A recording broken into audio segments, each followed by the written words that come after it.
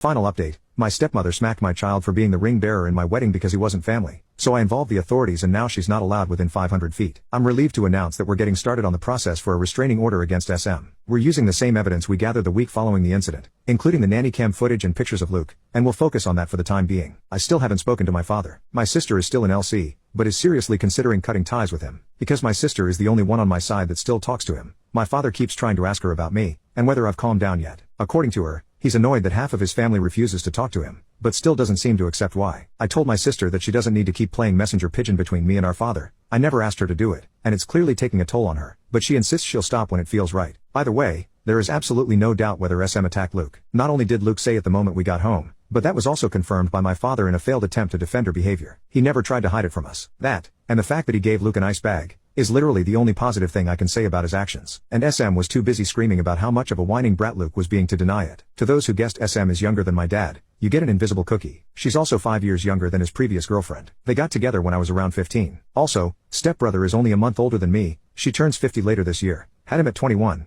married his father a year later. Both our kids are doing mostly okay. Luke's back to running around the house in his Superman costume whenever he doesn't have anything better to do. He did a few nightmares this past week, and is asked to sleep on our bed twice. We don't mention my father around him, and he's still seeing his counselor. I'm not doing so good, and neither is Jane. She's usually the kind of person who tries to keep her negative emotions to herself, but she cried herself to sleep almost every night the week it happened. It breaks my heart to see her like that, and I can't help but feel like this is my fault. There's a part of me trying to tell me I had no way of knowing SM would do anything like that, but that doesn't really change anything. I allowed my father near my kids unsupervised, even though I knew she'd probably tag along. This is the guiltiest I've ever felt, and I don't think I'll ever forgive myself. Jane has been improving lately, and is trying to convince me to see a therapist. I've never really done that before, apart from a psychiatrist when I was younger, but now feels like a good time to give it a try. I was surprised by a few messages this week from people telling me to forgive my father and SM, as well as re-invite them to the wedding. That's not happening. In fact, I'm not willing to ever forgive SM. My dad has now degraded to a huge maybe, but I will never understand or forget what she did. Also, though the wedding is the last thing on our minds right now, we're not postponing it. We considered rescheduling, but the date we'd settled on is pretty much the only one that works for our guests. We have passwords with all our vendors, and gave them all clear instructions not to talk to anyone but us. Jane's family is bigger and closer to each other, which is why they're more involved in the wedding than mine, but I do have family participating.